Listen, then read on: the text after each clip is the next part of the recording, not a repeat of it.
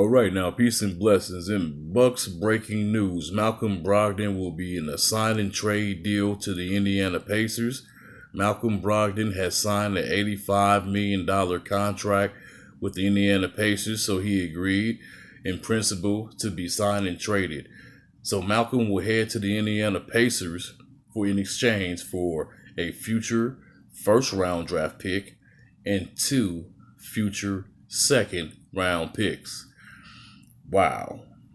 The Bucks are doing work early and very fast, giving great offers to both Brook Lopez and Chris Middleton, to which both men has agreed in principle.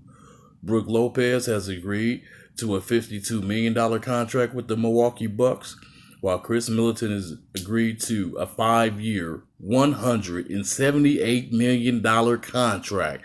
Good God almighty! That's a lot of goddamn money. So 52 for Brook, 178 for Chris Middleton. These guys will also start training camps for the USA basketball team.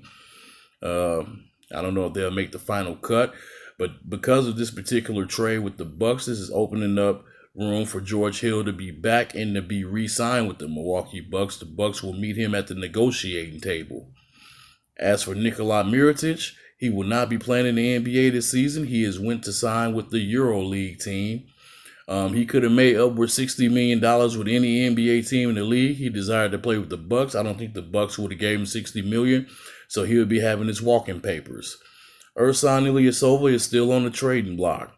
Ersan Ilyasova is rumored to be basically offered for anything. They just want to get that cap space off, and they're looking to get rid of that contract, so they'll give Ersan Ilyasova up for virtually anything. So we'll keep our eye on that, and they plan on keeping John Lure after all because of his cheaper contract.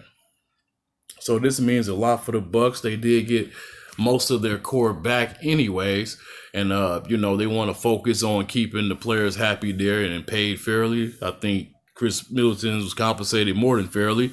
$178 million for 5 seasons. That's something else, man. And Brook Lopez has a chunky contract. Nobody else is going to compete with that with Milwaukee, so he'll be returning.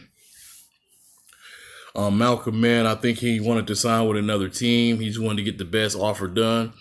He would have went with Chicago or Indiana. Chicago wasn't going to really be the $85 million offer. I know they had rumored to offer Brogdan $80 million. Indiana came with the coming with.